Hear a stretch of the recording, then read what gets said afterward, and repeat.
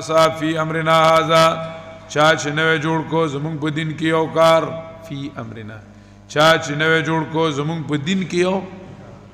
یو کار فی امرنا زمونږ په دین کې امر څه ته وایي دین ته وایي دین ته خبره والا له الخلق وال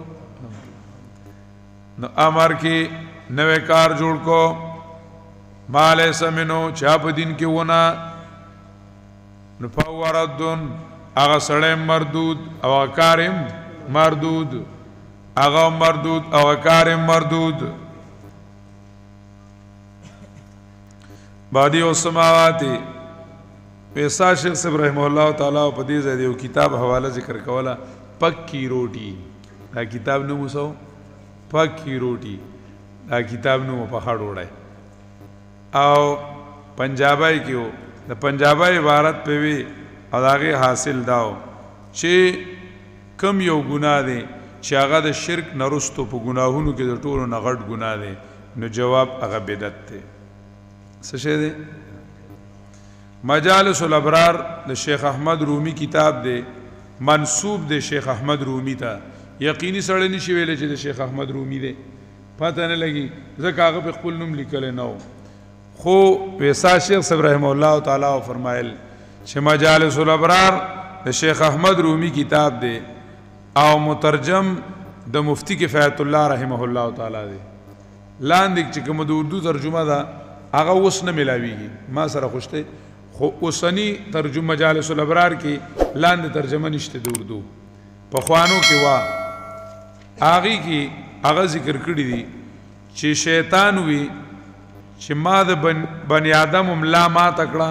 په ګناهونو نو دای زما ملا ما تکړه په استغفار باندې نو ما وی چې زه دای له داس یو ګناه ایجاد کوم چې دای تی بیا توبه نو باسي نو ما ولا بدعت ایجاد کو ځکه بدعت نه سوک توبه وباسي ولې هغه ته سوې ثواب وته وي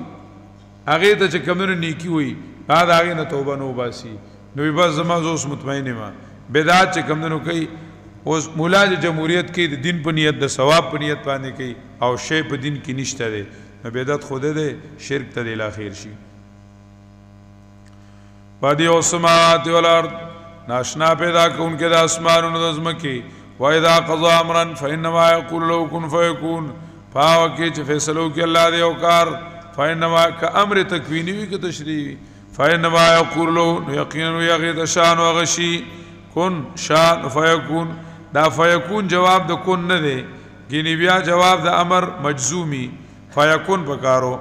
کن فهو یکون دا خبر د مبتدا محذوف دی فهو یکون وغشی بیا فانما یقول اليوم دینا چې کوم هغه وخت کې دین نو نن دین کېدلې نشي صحابه وی اتبعوا ولا تبتدعوا تابعداري کوي بدعت م کوي ځان نه کارونه مو جوړوي چې تو دا بدعت حسنه دي د نبی علیہ السلام روایت کل بدعت ضلاله والا چې دی دا اعتقاد اهل سنت کې لالکائی ذکر کړی دی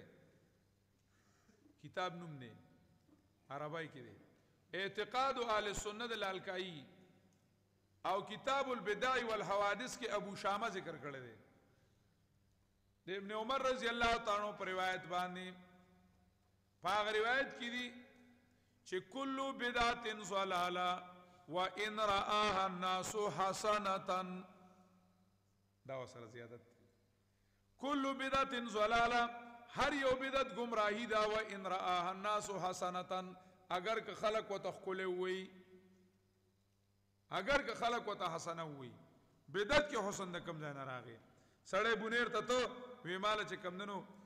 یو سچرته دی وی د لوګانو ښکارلا وی یو خپل غونډه به کې مال عمره والا هغه ته وی چې د لوز وی هغه به سخ کولې سړیا